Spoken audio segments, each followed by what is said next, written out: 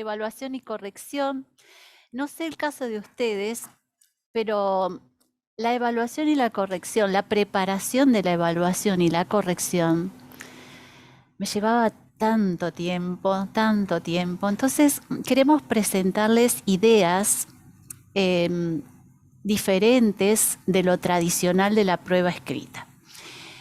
Y me refiero no a eliminar la prueba escrita porque es importante la prueba escrita individual, pero alternar con otras propuestas que salgan un poco de lo tradicional y que sean bien simples de tal modo que el tiempo de corrección fuera de clase sea 0. Y escucharon bien, 0 tiempo de corrección fuera de clases.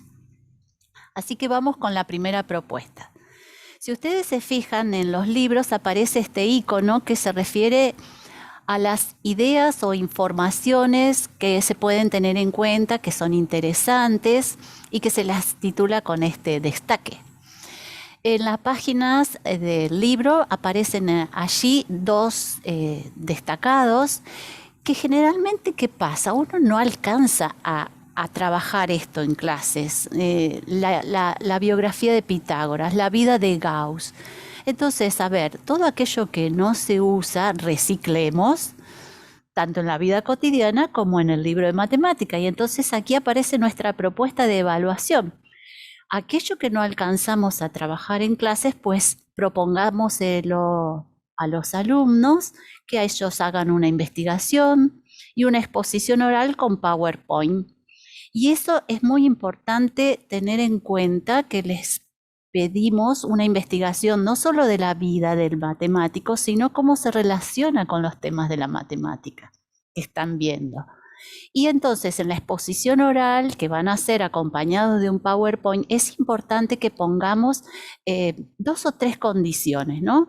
Que el tiempo del oral, que no sea muy extenso, les recomiendo no más de 5 o 7 minutos por exposición oral. A los jóvenes les cuesta la exposición oral, así que breve. También que cuando presenten el PowerPoint, y alguien antes había dicho una de las características que son muy sagaces o muy astutos, escriben todo en el PowerPoint, entonces simplemente ellos van al oral y leen. Entonces les podemos poner la condición de que no más de 7 palabras en el PowerPoint. A ver, aquí yo puse 1, 2, 3, 4, 5, 6, 7. Justo, si contamos la conjunción y, perfecto. Entonces, al poner pocas palabras, ellos tienen que ampliar. Y aparte les podemos decir, una imagen habla más que 1000 palabras. Entonces, si nosotros ponemos ciertas condiciones, la evaluación de la preparación, perdón, de la evaluación es muy breve. Yo simplemente les tengo que dar una consigna de investigación, una consigna de exposición oral y una consigna de PowerPoint. Y después toda una clase donde ellos van exponiendo. Obviamente no les vamos a dar a todos la vida del mismo personaje o matemático, ¿no? Sino que les podemos variar. Y de esa manera corregimos en clases, los evaluamos. ¿Y qué tal si además de evaluar nosotros, les pedimos a los alumnos, que fueron los que dieron el oral, que se autoevalúen? Y ahí necesitamos también guiarlos, es decir, no solamente, bueno chicos, evalúense, sino decirles, bueno, evalúense en este punto, en este punto, en este punto. Entonces ellos van, y lo he visto porque lo he puesto en práctica y es excelente. Después yo también les voy a decir mi nota, a ver si coincidimos o nos aproximamos. Entonces ellos van y toman muy en serio su autoevaluación. Es más, creo que ustedes me podrán acompañar en esto que les digo. A veces son más críticos ellos consigo mismos, que lo que somos nosotros con ellos. Así que, ¿qué les parece? Una propuesta breve de consigna, de evaluación, 0 tiempo de corrección en clases, fuera de clases, perdón, y autocorrección de los alumnos y nosotros que podemos aportar nuestra nota y después ponderar juntos. Otra propuesta. En el libro también aparece de qué se tratará, este icono, ¿no? Que generalmente son preguntas de mayor grado de dificultad que que lleva su tiempo investigarla para los alumnos. ¿Qué les parece esta propuesta? Concurso a la mejor respuesta. Entonces los dividimos en grupos de 2. A mí me gusta trabajar en grupos de 2 o 3, no más. Si no, generalmente uno trabaja o 2 y hay siempre alguno a lo mejor muy astuto, como decían, que descansa en el trabajo de sus compañeros. ¿Qué les parece entonces? Podemos dar la pregunta 1 a 2 o 3 grupos de alumnos, la pregunta 2 a otros 2 o 3 grupos de alumnos y el planteo 3 a otros 2 o 3 grupos de alumnos. Y entonces, para contestar la pregunta 1, habrá 3 grupos que darán una respuesta. Evaluaremos la mejor respuesta. Por supuesto que ellos van a hacer una investigación. Es muy raro que un trabajo de este estilo desaprueben. Entonces, podemos tener una nota más, además de la evaluación. Fíjense que haciendo estas propuestas sencillas y orales, ¿cuántas notas podríamos tener al finalizar un trimestre, un bimestre o cuatrimestre? Bueno, depende del colegio en el que trabajan, ¿no? Y tener más notas, de manera que podamos tener una nota más integral del alumno, que no evalúe solo un proceso en un momento de mucha tensión individual y que los anime a sacar esa apatía por la matemática y a disfrutarla trabajando juntos, porque tienen que lograr la mejor respuesta. Y también corregimos en clases o hacen autoevaluación. También aparece en el libro este icono recuerda. ¿Qué propuesta hacemos? En este icono de recuerda aparecen elementos importantes para recordar o a veces errores que cometen los alumnos y que es interesante que los recuerden bien para no volverlos a cometer. Aquí puse este ejemplo del diagrama que resume todos los conjuntos numéricos y muestra cómo cada conjunto numérico se fue ampliando para resolver una operación que no resolvía el conjunto numérico anterior. Por ejemplo, los enteros aparecieron para resolver las sustracciones que los números naturales no resolvían. Por ejemplo, 3 menos 8. No tiene solución en el conjunto de los números naturales. Los racionales aparecieron para resolver algunas divisiones que los números enteros no podían resolver o estaban limitados. 3 dividido 5 no da un número entero. Los irracionales aparecieron para resolver algunas raíces o potencias de exponente fraccionario que no resolvían los números racionales. Y fíjense cómo ese diagrama muestra la ampliación de los conjuntos numéricos. ¿Qué proponemos como consigna de evaluación? Pues que generen diseños creativos. Y les traje como ejemplo uno.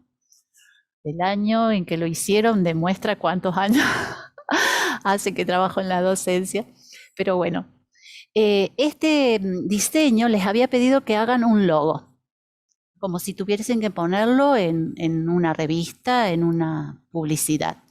Y Diana Nam y su grupo presentaron este logo, la C de conjuntos numéricos, y adentro, fíjense, las letras ampliándose, mostrando la ampliación de los distintos conjuntos numéricos. También recuerden que los alumnos tienen distintas habilidades. A algunos les gustará hacer algo en 3D. Y recuerdo que un grupo de alumnos me habían traído las mamushkas, esas muñequitas que van sacando una dentro de otra. Bueno, y le habían puesto las letras de los conjuntos numéricos que representaban cada una de las mamushkas. Otro los podrá hacer en cajas, unas dentro de otras, en 3 dimensiones. Otro los podrá hacer con un dibujo artístico. En fin. Démosle la propuesta de diseños creativos. Alguien había mencionado aquí en el chat lo creativos que son. Y nosotros tenemos la posibilidad como docentes de potenciar esa creatividad en los alumnos. Una propuesta más. Las propuestas de poesías, humor y diccionario creativo. Y traje un ejemplo de cada una. En el año 2016, estas alumnas hicieron una poesía que les había pedido sobre los conjuntos numéricos. Algunos grupos trabajaron con logos, otros con dibujos y había otro grupo que había trabajado con poesías. Tenían que poner en una poesía algo que resumiera todos los conjuntos numéricos. Y apareció esta poesía que la voy a leer, las últimas 3, porque puse puntos suspensivos porque era bastante larga para compartirla con ustedes. Pero para que vean lo que ellos pueden crear, es oportuno ahora a los irracionales definir. Infinitos sus decimales, imposibles de escribir. Estos decimales no pueden ser cualquiera, hay que tener en cuenta que los periódicos quedan afuera. La historia aquí no termina. También faltan los complejos que completarán este cuadro, pero para otra clase los dejo. ¿Cuántas habilidades y competencias se ponen en marcha con una evaluación de este tipo o de cualquiera de las otras propuestas anteriores? Me parece que bastantes competencias más que simplemente una evaluación escrita de un momento, que no hay que descartarla, no, pero sí alternar con otras propuestas. Humor. Siempre está esos compañeros o esos alumnos que le ponen humor a la clase y que a veces es demasiado. ¿Qué tal si les proponemos buscar citas o ilustraciones humorísticas, memes que están tan de moda y que ellos los identifican para tantos contenidos? Pues que busquen memes para matemática. Fíjense, aquí está este. ¿No piensan que deberían dejar de pelear? Ambos están siendo irracionales. Entonces, no solo buscarlos, sino que los fundamenten desde el punto de vista matemático de los contenidos que hemos visto. ¿Por qué este meme? ¿O por qué esta historieta? ¿O por qué este comentario gracioso? Y hay algo más que quiero compartir con ustedes, que es el diccionario creativo. Todo lo que comparto lo he puesto en práctica. Por eso quiero decirles que realmente funciona. Y es el diccionario creativo. Pedirle a los alumnos que elaboren definiciones creativas. En Argentina le decimos definiciones truchas, pero son definiciones creativas no formales, distintas a la del libro, y donde ellos pueden sacar hasta detalles interesantes y muy creativos. Allí aparecen 3 definiciones de matemática. Para aquellos profesores que están al tanto de estos temas, me gustaría que, si pueden, en el chat coloquen a qué definición se refiere, a qué concepto matemático se refiere cada una de las definiciones. Fíjense la primera: funeral de los irracionales del denominador. ¿A qué concepto matemático que enseñamos se refiere? Fíjense la siguiente: tarjeta roja a ciertos factores del radical. Ese es un procedimiento muy conocido en matemática. Última definición. Han hecho muchísimas, pero destaqué 3. Números que perdieron la razón. ¿A qué conjunto numérico o a qué tipo de números se refiere esta definición? Y ahí me gustaría que en el chat vayan escribiendo los 3 conceptos matemáticos que se refieren estas definiciones creativas que hicieron los alumnos. Realmente este tipo de actividades es muy interesante y realmente les cautiva, se enganchan.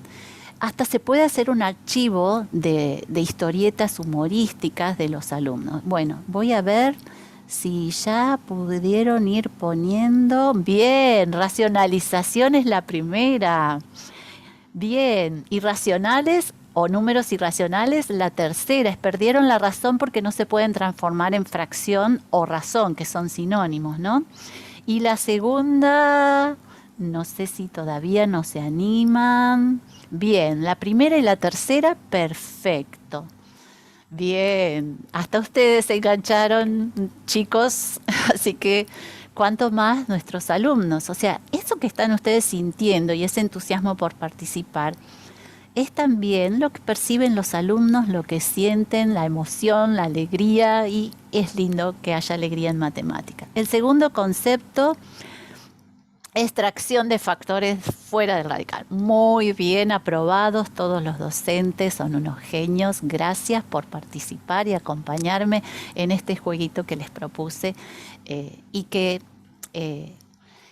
quería que ustedes vivan lo que se siente de participar de propuestas diferentes que nos ahorran tiempo porque pasan, las leen y los podemos evaluar y no nos llevamos trabajo a casa. Y nuestra familia feliz y contenta. Algunas ideas más. A veces hay tanta ejercitación y situaciones problemáticas que presenta el libro de Matemática 3 que no alcanzamos a hacer toda. Entonces, qué mejor que pedirle esto que está de moda, y lo voy a pronunciar como pueda, storytelling. Ahí, creo que es así. O narración, que es más fácil. Transformar la consigna de aquella ejercitación que no pudimos hacer. En el momento de la evaluación les pedimos transformar a cada grupito de a 2. De paso, las pruebas de 2, les digo, nos ahorran la mitad de tiempo de corrección.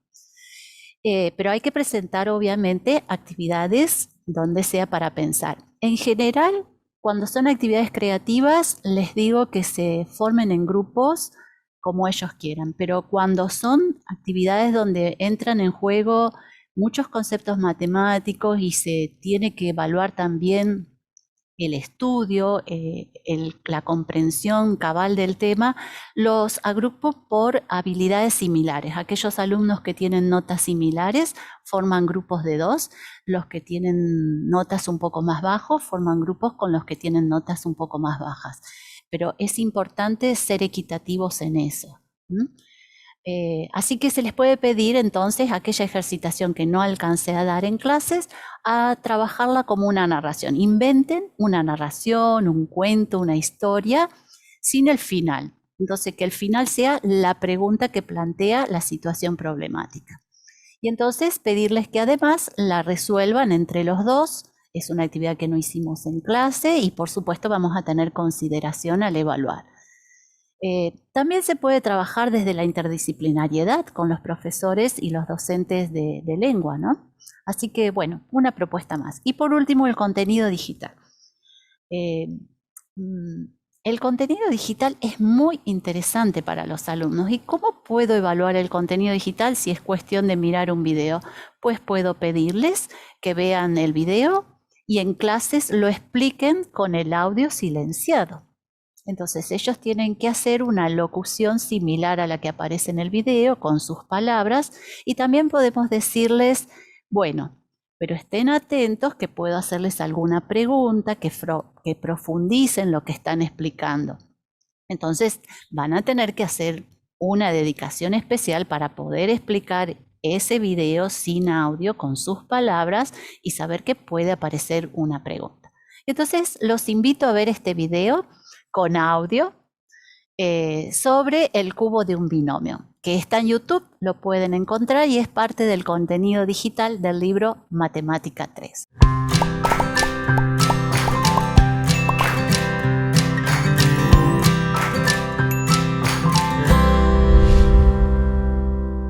¿Cómo puede ser interpretado geométricamente el cubo de un binomio? Como lo sugiere el nombre, el cubo de un binomio se interpreta geométricamente con un cubo y su volumen se calcula elevando la medida de uno de sus lados al cubo. Luego dividimos uno de los lados en dos partes, A y B. El volumen del cubo, entonces, corresponde al cubo de un binomio. Ahora dividamos largo, alto y ancho en dos partes, cada uno de longitudes A y B. Siguiendo estas dimensiones, dividimos el cubo en cuerpos más pequeños.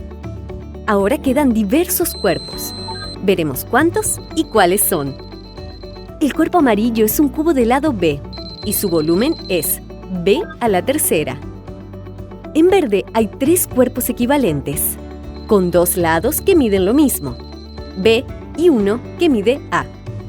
El volumen de cada uno de estos cuerpos mide A por B al cuadrado. En rojo hay tres cuerpos equivalentes, con dos lados que miden A y uno que mide B. El volumen de cada uno es A al cuadrado por B. Y finalmente queda un cubo de lados A. El volumen de este es A al cubo. Nos queda entonces el cubo inicial comparado con el final. El volumen del cubo inicial, que es A más B a la tercera, puede ser descompuesto en la suma de un cubo de volumen A al cubo, 3 cuerpos de volumen A al cuadrado por B, 3 cuerpos de volumen A por B al cuadrado y un cubo de volumen B al cubo.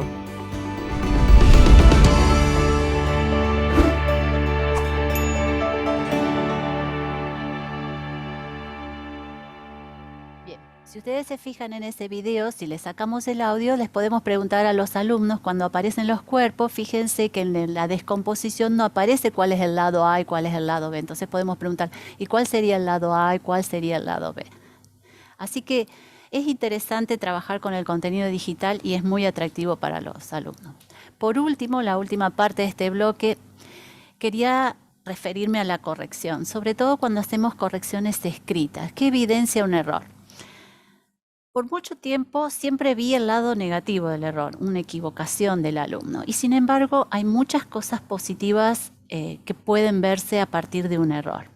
Nosotros mismos aprendemos de los errores y aprendemos a ver el lado positivo o aquello en lo que nos ayudó a crecer en la vida. Entonces, también necesitamos que los alumnos puedan verlo así desde las matemáticas. Y les recomiendo este artículo del blog de ACES Educación, Construcción a partir del error.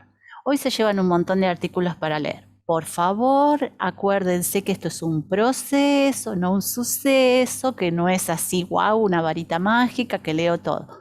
Tómense el tiempo, leen uno cuando van pudiendo. Y entonces quería destacar esto. ¿Qué evidencia un error? Un pensamiento propio y particular. El alumno algo pensó, entonces podemos pedirle que pueda compartir y aprender juntos ese tema.